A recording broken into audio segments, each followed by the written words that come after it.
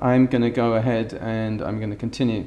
The strategy is that I've given ChatGPT on 2 devices 40 strategies for approaching a topic.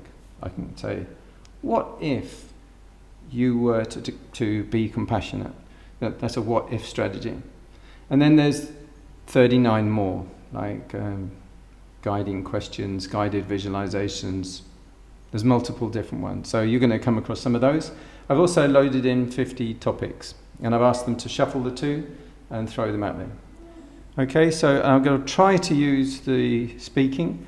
Hi there, Sky. How are you doing today? And would you be able to let me go ahead and get a topic and a tactic, and we'll try out that one. Afterwards, we'll introduce Ralph. Slow connection. Hi there, I'm doing well. Thank you. Let's try the topic of self-compassion and the tactic of personal reflection prompts. You could guide someone to reflect on their own experiences and feelings around self-compassion. How does that work for the sound test? Yeah, I think it's good. We can go ahead anyway, and we'll work on this self-compassion, personal reflection prompts.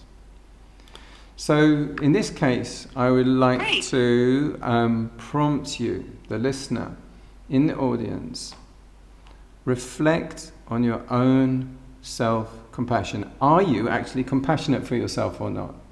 Do you actually feel sympathy for the amount of struggle, frustration, self-criticism, thwarted desires that you can't get what you want, you cannot achieve what you want to achieve?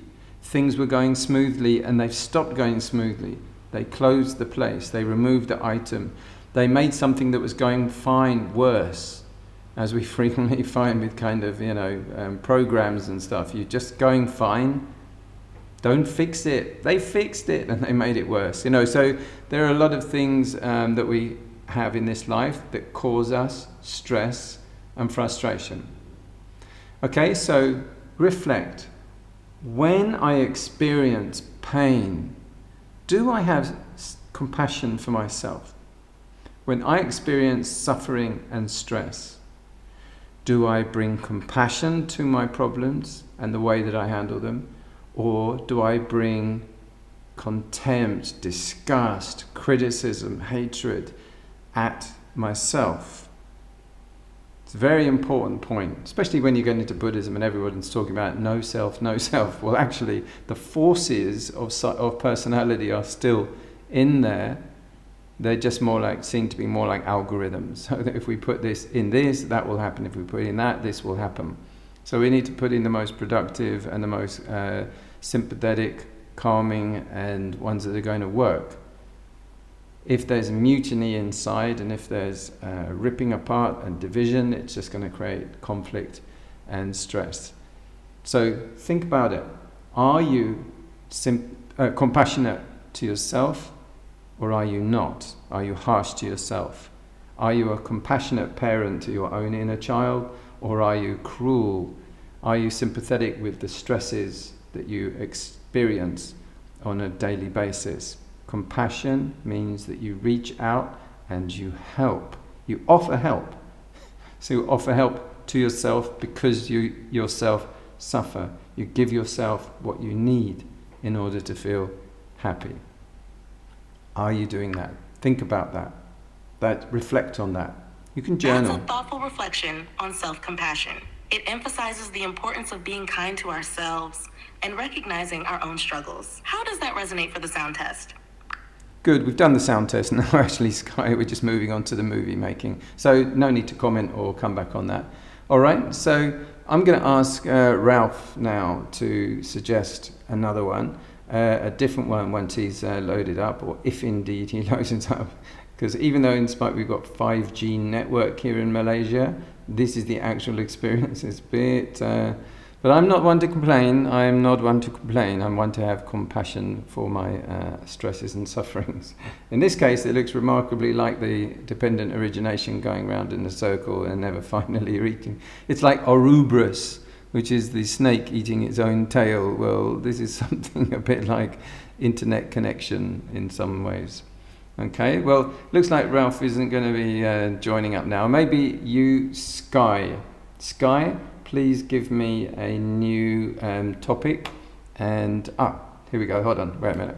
Ralph, would you be able to give me a topic and a tactic, please? I'm going to go ahead and give you an answer. Absolutely, Bhante. Let's go with the topic of compassion and the tactic of guided visualization. Take it away, and I'm ready to listen to your response. Picture you are at the edge of an ancient forest. Colossal, sturdy trees either side of a track which winds deep into the heart of the forest. You pass through the trees, seeing their gnarled bark and seeing also stone effigies deep within the woods to either side. This is a thorny path and you have to tread extremely carefully. Branches brush and scratch at your face as you move through, tearing your clothing and making it very uncomfortable. It's extremely hot and humid, extremely hot and uncomfortable. Your clothes are scratchy wool and they are extremely uncomfortable. As you go through and into the dark of the forest, you see up ahead a clearing. In the middle of the clearing, there is a stone temple. It has a deep door with an old door with an old latch on it and a key. You go up the steps, looking around, and the scent of musty smoke is in the air. It's old incense. It looks like other people have been there because there are shoes in shelvings on either side. The sound of birds distantly echoes. It's eerie and quiet. You feel that this is a place of suffering. You go inside and there's a warm glow at the end of a long corridor. Actually, this building is much, much longer than you imagined. Down the end of the corridor, there's a soft, warm glow and the sound of soft chanting there. You see on the walls of this long corridor, this ambulatory walkway, pictures from your own life. You look closely and you wipe the dust off of the glass. It's a picture of you suffering when you were a child. You were crying and you had hurt yourself. You look around at the other pictures and go up. You also rub the dust and the grime off of the glass. Again, it's a picture of yours, a memory when you were very emotionally hurt. You walk over to a third picture and you rub the glass and you clear away all the sooty grime which is on it, and you peer inside and there is a moving scene, like an animated movie, and it's a memory of yours. When you were hurt, you were in pain. You cried a little bit, more than a little bit, but you didn't want to show it. On a fourth glass along the wall, you wipe off the dusty grime. An even worse case, you're emotionally very distressed at that time, crying, mourning, and very lonely with your pain. You're absorbed in looking through this memory, and you can remember everything. In fact, you reach through and you find that you can reach through the glass and you can touch your own cheek. You can reaching back into your past and you can stroke with sympathy the cheek of you yourself as a child. You give the comfort you needed at that time. You give a reassuring glow that you will always be safe and protected as you make that journey forward through time towards who you are now. Every picture is the same, but it becomes more and more clear that you are able to reach in and extend loving kindness, compassionate warmth, caring, protection. The next memory you look through. The next memory you look through, reaching and being gently soothing the aura of that you that was in the past. You noticed you've actually come to the end of the corridor, and there is a warm, glowing lounge with a very comfy chair next to a crackling fire. It has a reassuring, soft glow. There's a lovely cup of drink there. There are some lovely foods for you. It's very soothing. A gong sounds, and 3 elegantly dressed but very well self-disciplined masseuses come in, one for your feet, one for your shoulders, and one for your head and your temples and your face. As you relax and breathe deeply, they just gradually do a sensitive but respectful for boundaries massage. The hall has a beautiful, beautiful incense.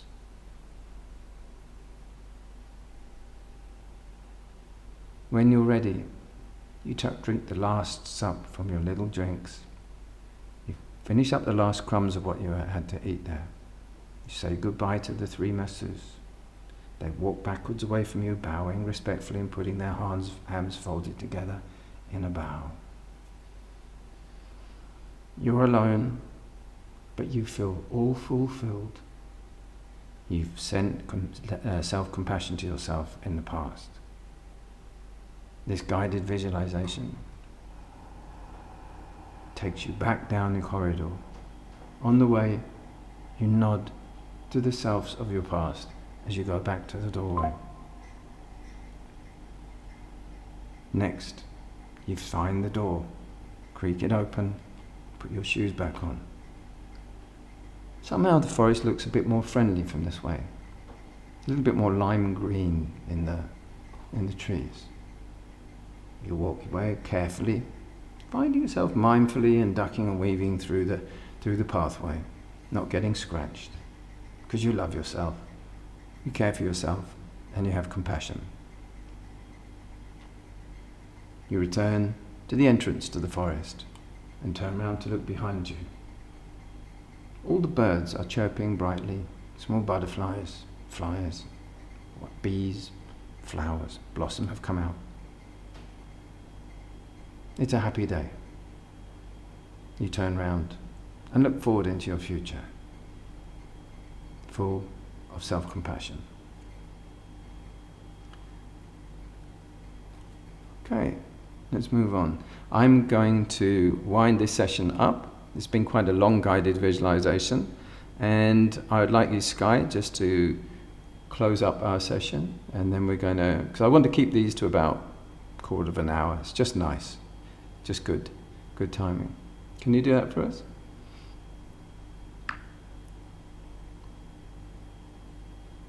Sure. Thank you for the session. To close, take a moment to acknowledge your thoughts and feelings. Remember to carry that sense of self-compassion with you as you go about your day. Yeah, that sounds like good advice to me. Okay, everyone. Thank you once again. Thank you for Ralph and Sky. We've been had a good time. You hear that? Okay, take care till next time. Have self-compassion, and always remember, extend loving kindness to yourself. Then if you're kind to yourself, you'll be kind to everyone else too. We're all suffering. We all need to have compassion for ourselves. Next time.